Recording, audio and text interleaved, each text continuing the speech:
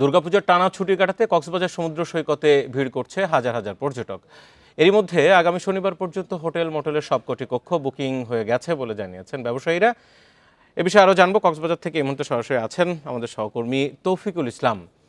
তৌফিকুল ইসলাম, বেশ কয়েকদিনের তো টানা ছুটি পাওয়া গেল, একটু জানাবেন যে এখন পর্যন্ত আসলে কেমন ভিড় হয়েছে, আর এবার হোটেল মোটেল মালিকরা কীরকম ব্যবসার আশা করছেন তারা?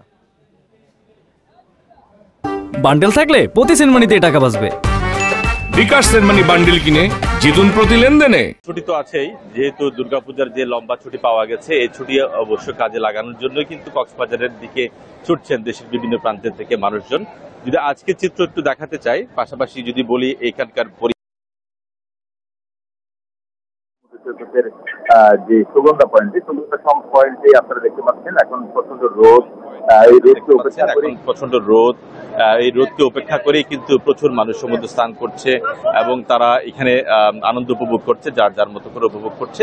পাশাপাশি যেহেতু লম্বা যে ছুটির কথা বলছিলাম, এই লম্বা ছুটির কারণে এখানকার হোটেল মোটেলের যে কক্ষ, অর্থাৎ আগামী শনিবার পর্যন্ত সবকটি কক্ষ বুকিং হয়ে গেছে এবং পাশাপাশি এখানে যারা পর্যটকরা আসবেন বা ঘুরতে আসবেন তাদের নিরাপত্তার জন্য এখানে টুরিস্ট পুলিশ রয়েছেন, জেলা পুলিশ রয়েছেন, পাশাপাশি এখানে র্যাবের টহল টিম থাকবে, সেনাবাহিনীর টিম থাকবে।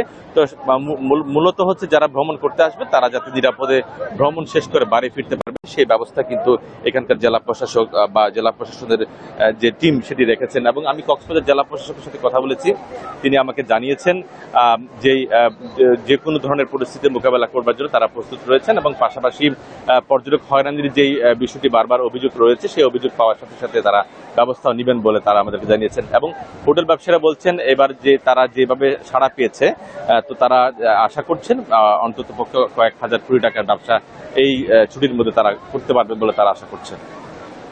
জি লিপু, ধন্যবাদ আপনাকে। কক্সবাজার থেকে জানাচ্ছিলেন আমাদের সহকর্মী তৌফিকুল ইসলাম।